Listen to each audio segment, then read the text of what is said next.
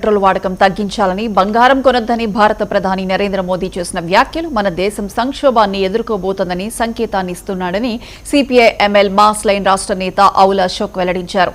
అంతర్జాతీయ ఒప్పందాలు అమెరికాకు అనుకూలంగా ఉండడంతో ఇలాంటి పరిస్థితి ఉత్పన్నమైందని అన్నారు. ఇక దీనిపై మరింత సమాచారం ఖమ్మం రీజనల్ కోఆర్డినేటర్ చిరరవి అందిస్తారు. భారతదేశ ప్రధాని నరేంద్ర మోడీ దేశంలో ఉన్నటువంటి ప్రజలు మొత్తం కూడా బంగారాన్ని మొత్తం కొనొద్దని, అట్లాగే డీజిల్ పెట్రోల్ మొత్తం కూడా వాడకాన్ని తగ్గించాలని చెప్పేసి దేశ ప్రజలకు పిలుపునిచ్చారు. ఈ నేపథ్యంలోనే ఇక్కడనే మాస్ లైన్ రాష్ట్ర నేత ఆవుల అశోక్ గారు ఉన్నారు. సార్ చెప్పండి, ప్రధానంగా దేశ ప్రధాని ఇచ్చిన పిలుపుని ఎలా చూస్తున్నారు? భారతీయులుగా ఈ దేశాన్ని ప్రేమించే వాళ్ళగా ఈ దేశంలో ఉన్న సంక్షోభానికి బాధ్యత తీసుకోవడానికి భారతీయ పౌరులందరూ సిద్ధంగా ఉన్నారు. నిజమే, దేశానికి ఒక సవాల్ వచ్చింది. దేశంలో పెట్రోల్ లేదు, డీజిల్ లేదు, బంగారం లేదు, విదేశీ మార్కెట్లు తగ్గిపోతున్నాయి. కాబట్టి అనివార్య పరిస్థితుల్లో భారతీయ పౌరులందరూ కూడా దాన్ని నిజమే మన దేశాన్ని కాపాడుకోవడం కోసం మేము బాధ్యత తీసుకుంటాం. కానీ ఈ కొరతలకు కారణం ఏమిటి? ఈ కొరతలకి 140 కోట్ల మంది ప్రజల కారణమా? ఈ దేశంలో ఉన్నటువంటి పాలకుల మన దేశానికి ఉన్నటువంటి విదేశీ విధానమా?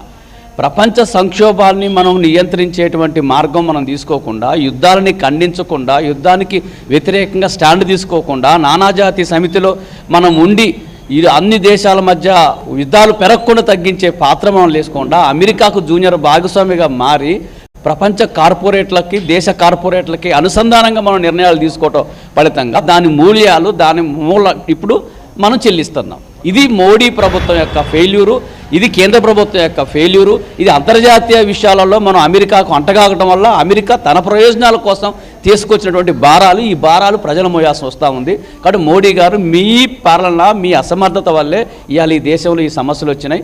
కాబట్టి ఇక అనివార్యత వచ్చినప్పుడు చేస్తాం, కానీ ఇది ప్రజలకు పిలుపునివ్వటం కాదు. ప్రభుత్వం కూడా తన ఖర్చులు తగ్గించాలి. ప్రభుత్వం కూడా ఎవరైతే సంపాదిస్తున్నారో వాళ్ళ మీద అదనపు ట్యాక్స్లు వేయండి. ఇలా రిలయన్స్కి, అదానీకి, అంబానీలకి అదనపు ట్యాక్స్లు వేయండి. వాళ్ళ ట్యాక్స్ శాతం పెంచండి. 1000 కోట్లు వాళ్ళ దగ్గర మూలుగుతున్నాయి. కాబట్టి వాళ్ళ మీద ట్యాక్స్లు వేసి దేశ ప్రజలను కాపాడాలని సందర్భంగా తెలియజేస్తాం. ఇక్కడనే మన రైతు నేత ఉన్నారు. సార్ చెప్పండి, రైతుల మీద ఈ ప్రభావం ఎలా ఉండబోతుంది?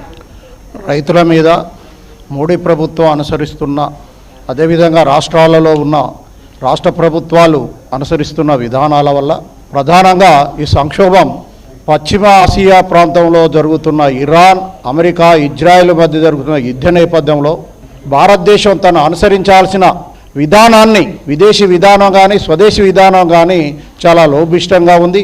దానికి ప్రధాన కారణం మోడీ ప్రభుత్వం, బీజేపీ ప్రభుత్వం. అమెరికా ఆర్థిక విధానాలకు, సామ్రాజ్యవాద విధానాలకు అనుగుణంగా మసులుకుంటూ భారత ప్రజలని భిక్షగాలుగా మారుస్తున్న ఒక దుస్థితి భారతదేశంలో ఉన్నది.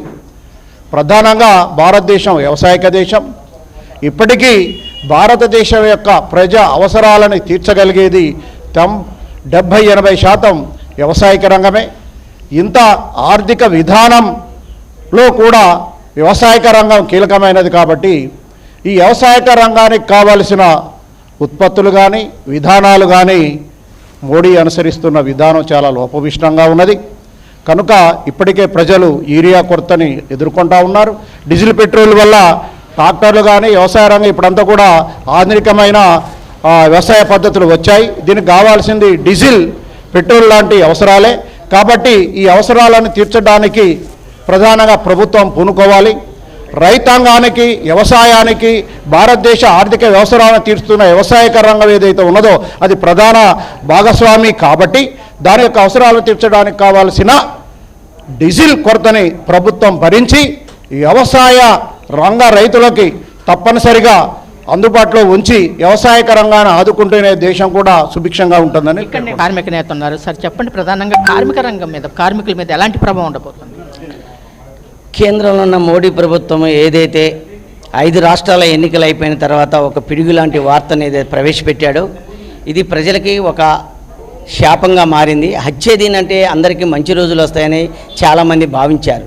కానీ ఇవాళ మోడీ ప్రభుత్వం యుద్ధాన్ని నివారించాల్సింది పోయి, యుద్ధంలో మన యొక్క పాత్రని పోషించవలసిన పరిస్థితిని పోయి ఇవాళ మొత్తం ప్రజలు ఏదైతే నిత్యం వాడుతున్నారో పెట్రోలు, డీజిల్ కానీ, ఆయిల్ కానీ ఇలాంటి రంగాలని ఇవాళ తగ్గించుకోండి అని మాట్లాడతామంటేనే రాబోయే కాలంలో ఈ దేశంలో ఆర్థిక సంక్షోభానికి కారణం అనేది సంకేతాన్ని పంపుతున్నాడు అనేది ప్రజలు అర్థం చేసుకోవాలని నేను కోరుతున్నాను. దీనివల్ల ఇవాళ చిన్న పరిశ్రమలకి కనీసం రాయితీలు ఇవ్వట్లేదు. ఇవాళ ఏదైతే ఈ దేశం ఈ ప్రధానంగా భారతదేశం వ్యవసాయ రంగం చిన్న కుటీర పరిశ్రమల మీద ఆధారపడి అభివృద్ధి చెందుతుంది.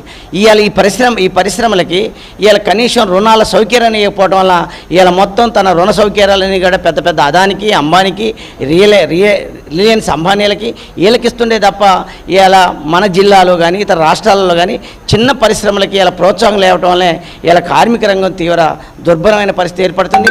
5 రాష్ట్రాలు ఎన్నికలు అయిపోయినాక కూడా ఇలా మోడీ ప్రభుత్వం బరి తెగించి కార్మిక చట్టాలని అన్ని రాష్ట్రాల్లో అమలు చేస్తామని జీవోలను కూడా విడుదల చేసింది. వీటన్నిటికీ వ్యతిరేకంగా కార్మిక కర్షక రైతాంగం పెద్ద ఎత్తున పోరాడితేనే తప్ప లేకపోతే ప్రజలకు ఏమాత్రం కూడా మేలు జరగదు. కాబట్టి ఈ సంక్షోభానికి కారణం మోడీ, ఈ సంక్షోభానికి కారణం యుద్ధం. ఈ యుద్ధాలని నివారించాలి, యుద్ధాల మీద తన వైఖరిని ప్రకటించాలి తప్ప ప్రజలు వాడుకుంటున్న వస్తువులని తగ్గించుకోండి అంటున్నాడు. అసలు ఇలా ప్రభుత్వం ఎంత దుబారా చేస్తుంది.